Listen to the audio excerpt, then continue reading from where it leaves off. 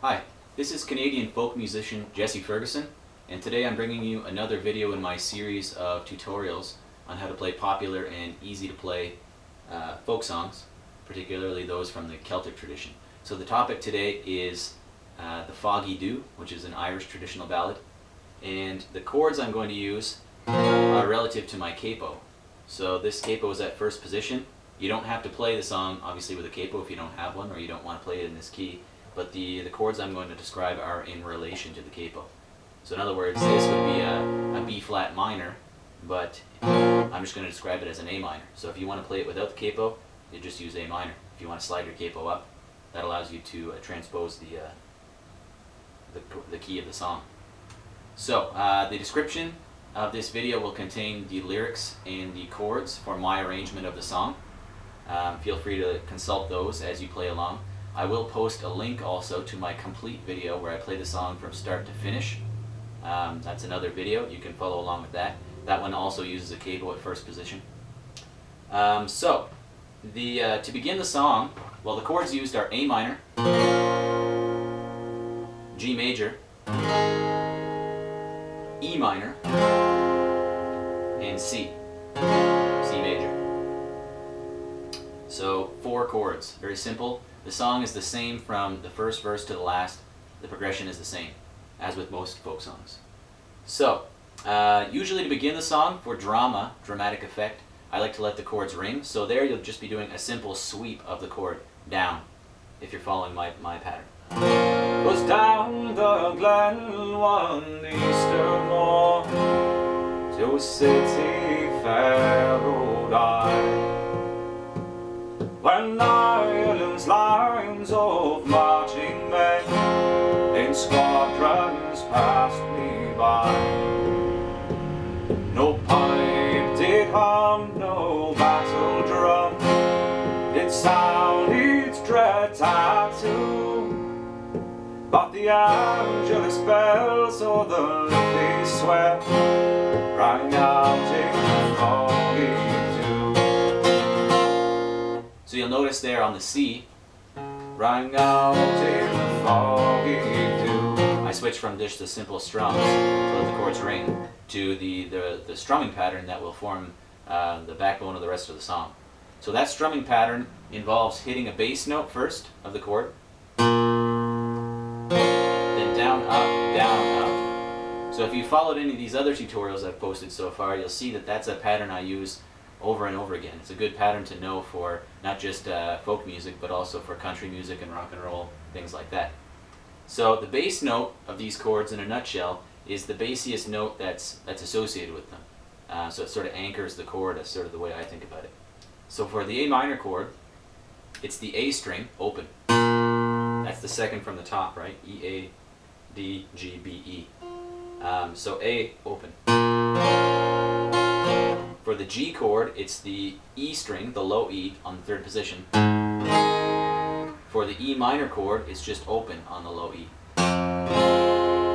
And then for C, it's on the third fret of the A string.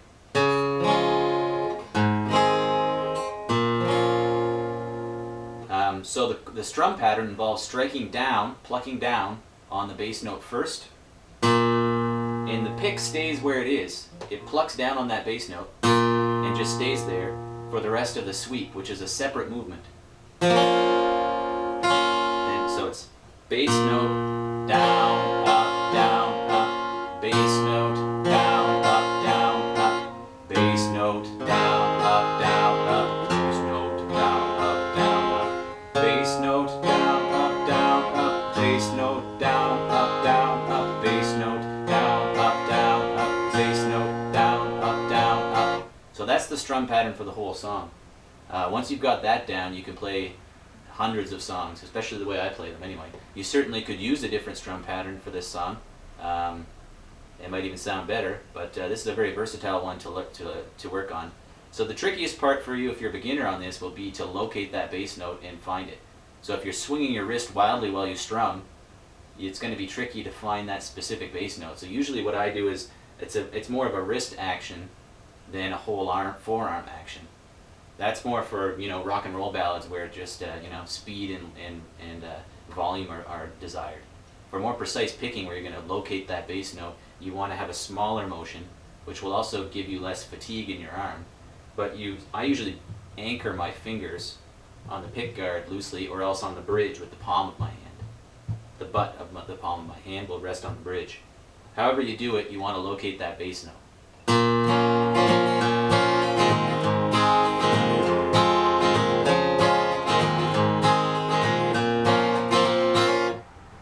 You'll notice that on the A minor I sometimes do an embellishment, which just involves moving that pointer finger off or on the B string in first position.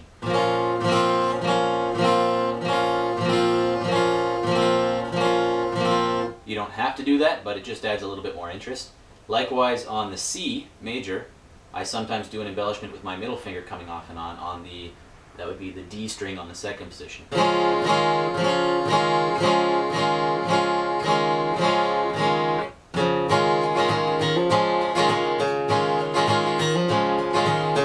You don't have to do that either. These are just embellishments that can add a bit more interest.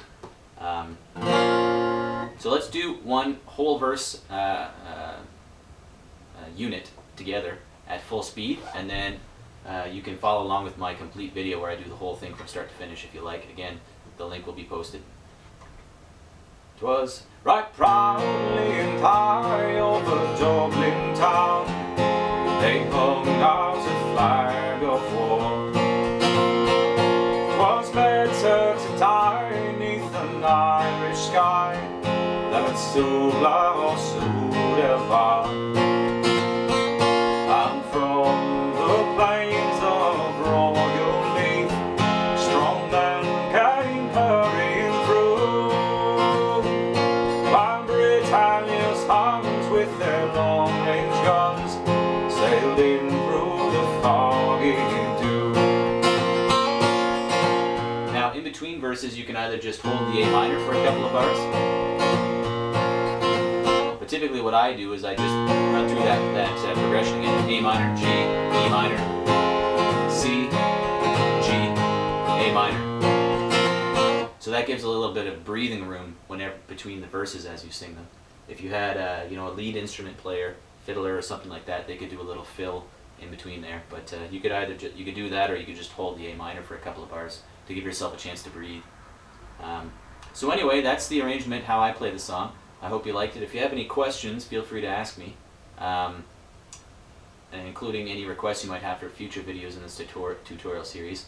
You can check out my website also if you're interested to find out more about me or buying a CD. And thanks for listening, and happy strumming.